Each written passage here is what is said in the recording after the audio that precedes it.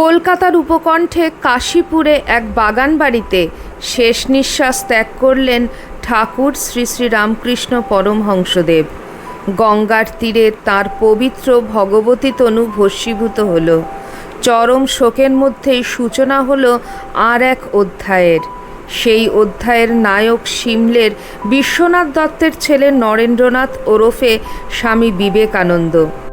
কাশীপুর মহাশ্মশানে যখন শ্রী শ্রী ঠাকুরের রোগে ভুগে ছোট্ট হয়ে যাওয়া শরীর ধীরে ধীরে শূন্যে বিলীন হয়ে যাচ্ছে, তখন সেই চিতা শয্যার সামনে বসে থাকা কতকগুলি যুবকের একমাত্র মানসিক অবলম্বন তাঁদের নরেন্দ্রনাথ, ঠাকুরের নরেন।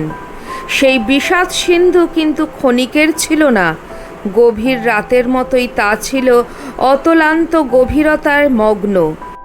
যুগমন্থনে উঠে আসা গরল শ্রী শ্রী ঠাকুর নরেন্দ্রনাথের কণ্ঠে ঢেলে দিয়ে নিভৃতে বলে গিয়েছেন, লরেন, তুই আমাকে যেখানে নিয়ে গিয়ে বসাবি সেখানেই আমি থাকব। সেই নিভৃত বাণী গুঞ্জরিত হচ্ছে নরেন্দ্রনাথের কানে। শ্মশানের বাতাসে তখন গুরুর প্রদত্ত দায়িত্বের, শিষ্য স্বীকৃত কর্তব্যের টানাপোড়েনের সুবাস।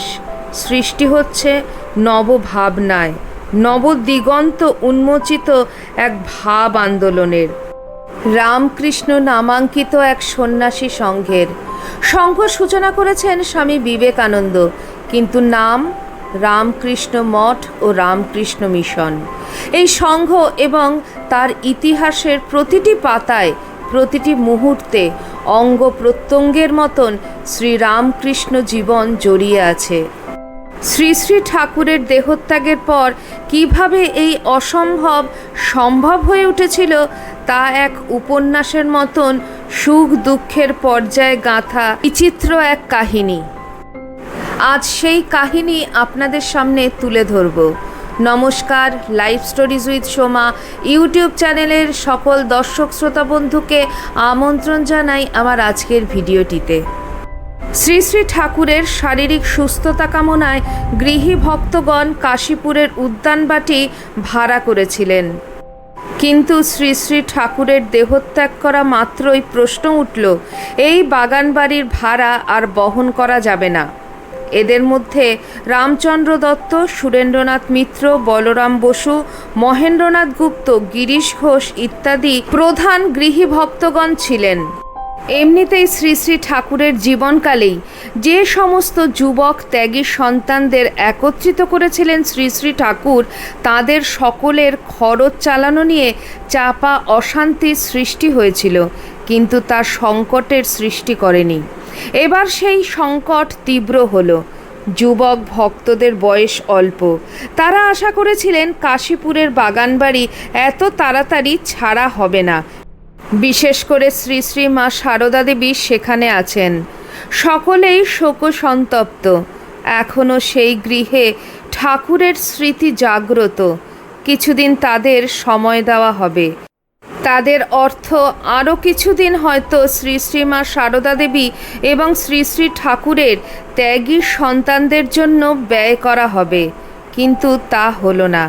বলরাম বসু শ্রী শ্রী মা সারদা দেবীকে নিয়ে গেলেন নিজ গৃহে। তারপর একটি বড় দল তাকে নিয়ে চলল তীর্থে।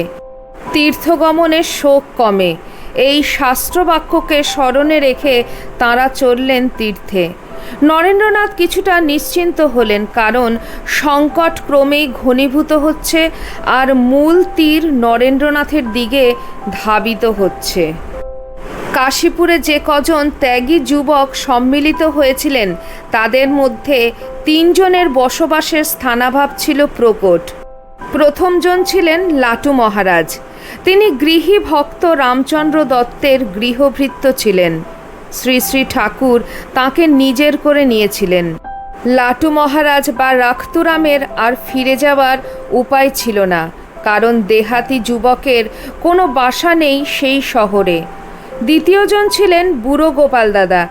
তিনি ছিলেন বয়সে সকলের থেকে বড়। শ্রী শ্রী ঠাকুরের পথে অবগাহন করে সংসার ছেড়ে তাঁরই পায়ে ঠাঁই নিয়েছিলেন। ফিরে যাওয়ার প্রসঙ্গও ছিল প্রশ্নাতীত। তৃতীয়জন হলেন স্বামী শিবানন্দ বা তারকনাথ। তিনি সংসার ছেড়ে এসেছেন অনেক আগেই। কিছুদিন রামচন্দ্র দত্তের বাড়িতে বাস করে সাধন ভজন করেছেন, কিন্তু এখন তা করা সম্ভব নয়। কারণ রামচন্দ্র দত্তের আত্মীয় ভ্রাতা অবধূত নিত্যগোপালের সঙ্গে একত্রে বাস করেছিলেন তারকনাথ। কাশীপুরে একদিন ঠাকুর তাকে ধমক দিয়ে বলেন, তুই ওখানে বেশি যাস কেন? তারপর ঠাকুর নিজের অঙ্গ দেখিয়ে বলেছিলেন, জানিস না ও এখানকার নয়? নিত্যগোপাল সাধক হলেও শ্রী শ্রী ঠাকুর রামকৃষ্ণ ভাবের নন, তাই তারকের আর ফিরে যাওয়া সম্ভব নয়। কিন্তু ঠাকুর নিজ অঙ্গ দেখিয়ে কোন ভাবের কথা বলেছিলেন যাকে শ্রী রামকৃষ্ণ ভাবরূপে চিহ্নিত করা যায়? গৃহী ভক্ত রামচন্দ্র দত্ত। তিনি শ্রী শ্রী ঠাকুর রামকৃষ্ণদেবকে ঈশ্বরের অবতার বলে মানতেন। শ্রী শ্রী ঠাকুর তাই তাঁর সরল বালক ভঙ্গিতে বলতেন, আমাকে দুজন অবতার বলে, একজন মরা কাটে আর অন্যজন থিয়েটার করে। থিয়েটার অর্থাৎ থিয়েটার করতেন গিরিশচন্দ্র ঘোষ, আর মরা কাটা কাজ ছিল রামচন্দ্র দত্তের, কারণ তিনি মেডিকেল কলেজে গবেষণা করতেন।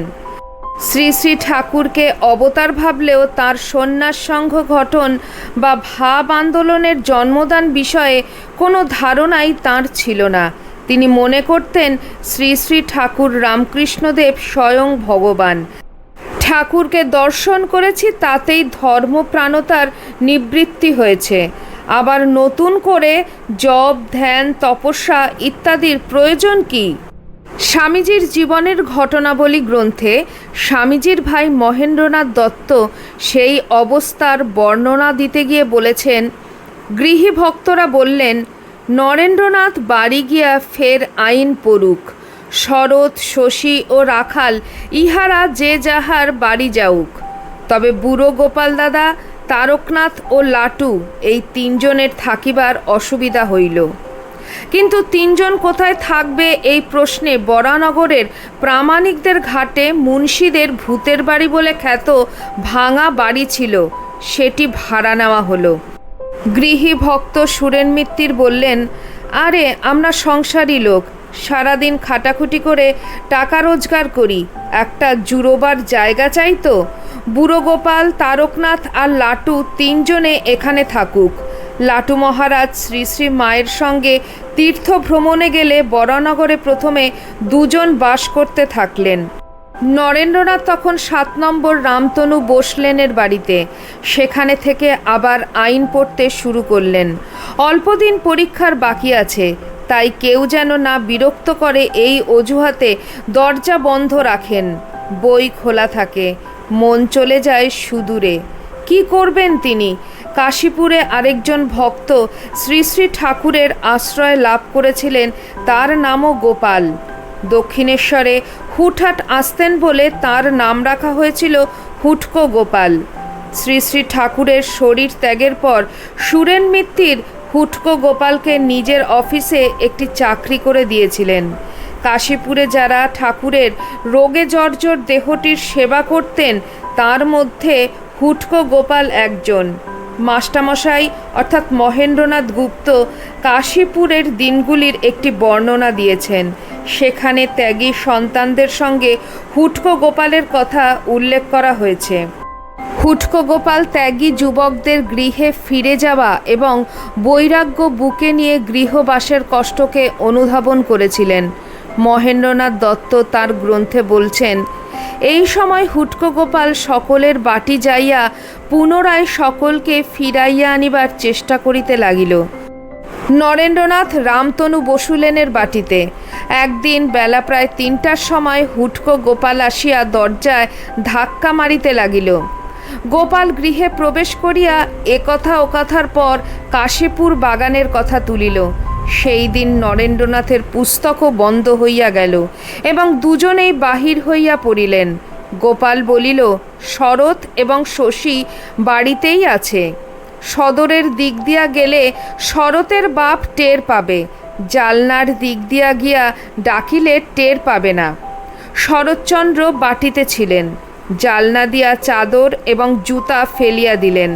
গোপাল তুলিয়া লইলেন এবং রাস্তায় যেন কোনো কাজে যাইতেছেন এই ভাব দেখাইয়া বাহির হইয়া পড়িলেন এবং তিনজনে একত্র হইলেন। তিনজন একত্রে কখনো মাস্টারমশায়ের বাটি, কখনো গিরিশবাবুর বাটি, কখনো বা বলরাম বসুর বাটি যাইতেন। কিন্তু বেশি দিন এইভাবে চলা তাদের পক্ষে সম্ভব হলো না।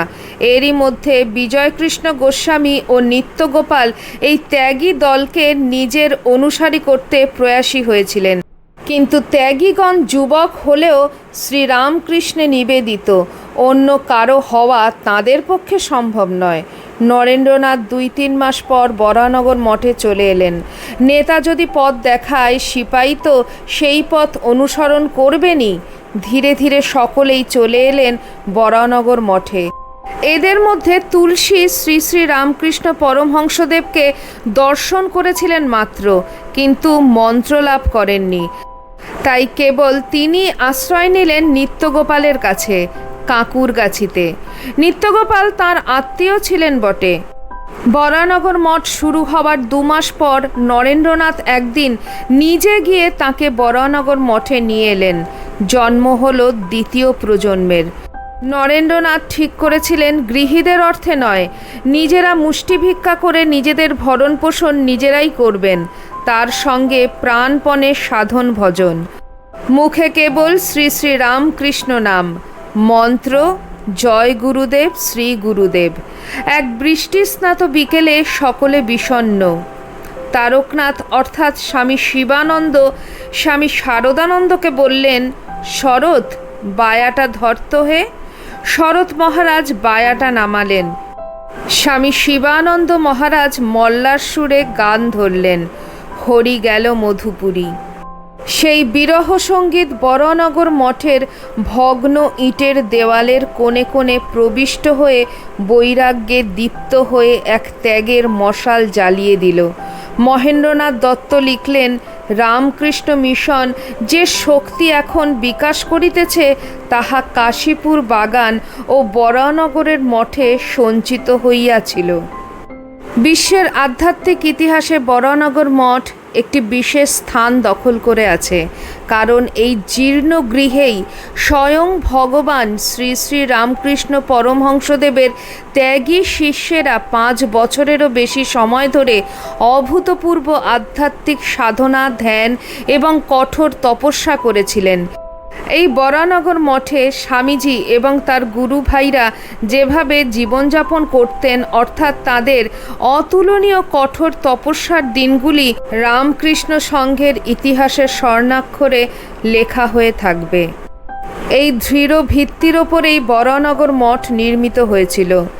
ঠাকুর শ্রী শ্রী রামকৃষ্ণ পরমহংসদেব তাঁর জীবনের গোধূলি বেলায় যে গভীর ভালোবাসার দ্বারা তাঁর তরুণ ত্যাগী শিষ্যদের তাঁর ঘনিষ্ঠ বৃত্তে একত্রিত করেছিলেন, সেই ভালোবাসাই অবশেষে এই মঠে একটি ভ্রাতৃত্ববোধে সংহত ও শক্তিশালী হয়েছিল। স্বামীজির সুদক্ষ নেতৃত্বে তরুণ সন্ন্যাসীগণ ক্রমান্বয়ে শ্রী শ্রী ঠাকুরের চিন্তাধারার উদারতা উপলব্ধি করতে শুরু করেন। তাঁরা ধীরে ধীরে নিজেদের মুক্তি এবং সমগ্র বিশ্বের কল্যাণের জন্য নিজেদের প্রস্তুত করেন। এই বরাহনগর মঠের সম্পূর্ণ ইতিহাস আমার পরবর্তীকালের ভিডিওতে অবশ্যই আপনাদের সামনে তুলে ধরব।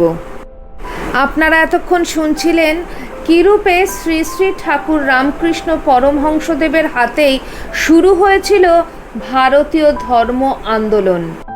ভিডিওটি আপনাদের কেমন লাগলো অবশ্যই কমেন্ট সেকশনে কমেন্ট করে জানাবেন। চ্যানেলের নতুন বন্ধুদের কাছে একান্ত অনুরোধ, চ্যানেলটি সাবস্ক্রাইব করে আমার পাশে থাকবেন, আর পাশে থাকা বেল আইকনটি অবশ্যই ক্লিক করে দেবেন, যাতে আমার পরবর্তী ভিডিওতে আপনার সঙ্গে আমার আবার দেখা হয়। তাহলে আজকে এই পর্যন্তই। সবাই ভালো থাকবেন, সুস্থ থাকবেন। আবার খুব শিগগিরই দেখা হচ্ছে আপনাদের সঙ্গে কোনো একটি নতুন ভিডিওতে। জয় ঠাকুর, জয় মা, জয় স্বামীজি।